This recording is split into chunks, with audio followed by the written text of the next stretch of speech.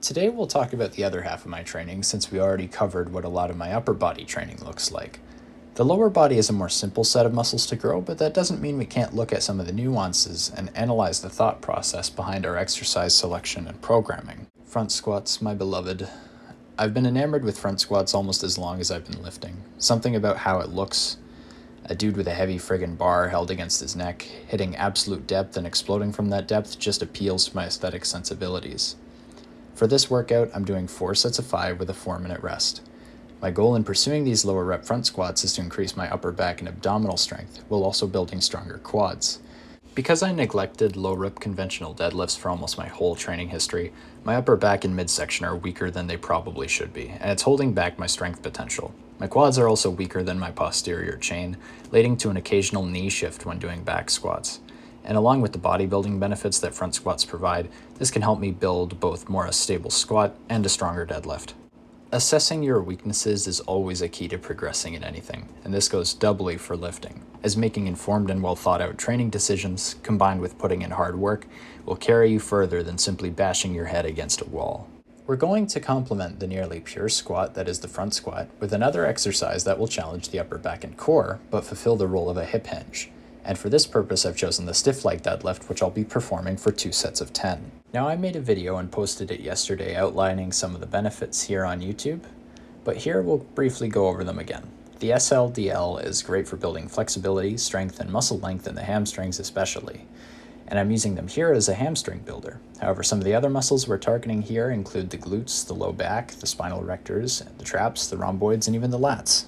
I'll speak to this now because it was never explained to me when I began lifting. Yes, deadlifts will grow your back. This is because of the hard work that your back has to do keeping the weight stable and because of the way the weight pulls on all the muscles, stretching them out. It isn't the best way to grow your back muscles, but it does tend to make the back muscles very strong. Deadlifts are not very good for growing your lats though. However, the stiff leg deadlift is probably a better variation to work the lats compared to a conventional or sumo deadlift. I personally got a fairly solid lat pump even from only doing my warm-ups and 2 sets of stiff leg deadlifts. With the 2 big compounds out of the way, we can move on to secondary work. For this workout, the first thing I've chosen is lunges, which I'll be doing 2 sets of 15 for each leg. I chose these because I felt like single leg work has important benefits for me, training the outer portion of the glute as well as the adductors, which are muscles which aid in leg stability, which I find important because I will sometimes have a tendency to get wobbly legs under heavy squats or deadlifts, which although controlled is still not ideal. Lunges also have holistic benefits for the health of the hip and also contribute quality volume to the quads. I'll be experimenting more with these going forward and have some form and technical stuff which I need to iron out. But these feel pretty good and let me target the 10 to 20 rep range for my quads in this particular workout. Another advantage to these is the fact that they target a weak point in the squat for me, the mid-range. The bottom of a lunge is pretty similar to the mid-range of a squat for me. If you saw my recent squat PR, you could see where my sticking point was, so I figure that having an exercise which is all about the mid-range would be a good idea for combating that weak point. I'm also supersetting these with calf raises, which I'm doing both to save time and to work the calf. I've never been a true calf skipper, but I have been a calf half-asser. Finding ways to make training the calves more engaging by including them as parts of supersets is part of a strategy I've been working on in the past couple months, and I have to say, I am taking calf training more seriously. I'll probably make a full video on it soon.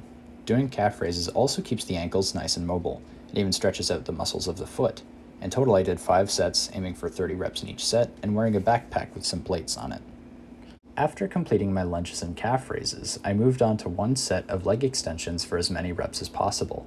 By this time, my quad pump had been solidly established, but I wanted to finish off my quads. This machine I have in my home gym is passable, but I find that the range of motion is a little shorter than I'd like and the tension curve isn't great. Even still, it works. The extra blood going into my quads and knees made my knees feel really good and really fried out my quads, completing the quad section of the workout. I also made a video about the benefits of leg extensions under the title The Worst Exercise for Big Legs, which can be found here on the channel. The last exercise I did was hanging knee raises for just 1 set. The goal here was quality reps over using a harder variation. Doing a straight leg raise forces me to cut range of motion more than I'd like and requires more stability to execute properly, which I can't quite provide yet. This was to hit abs and the hip flexors and to decompress the spine. They felt really good. and because of the front squats and stiff legs earlier, my abs were already pretty tired out. I find that hitting the hip flexors directly is pretty good and keeps my hips from tweaking. Another aspect to this exercise is the taxation of the grip, giving just a little bit of extra forearm work to this workout as well. You can see how my grip fatigues through the set, and I was getting pretty close to grip failure when I cut the set. Got a pretty good ab pump from it, definitely a good exercise, but that's far from a controversial statement. With all that covered, I'm sure you can see my thought process behind my programming for lower body days, a mixture of strength and hypertrophy work and attacking weaknesses, which I believe is good for growth going forward. If you liked this breakdown, leave a like and a comment about how you structure your own training. I'd love to read and reply to it. And be sure to subscribe for more content like this. That's all I have for now. Take care, train hard, and have a great day.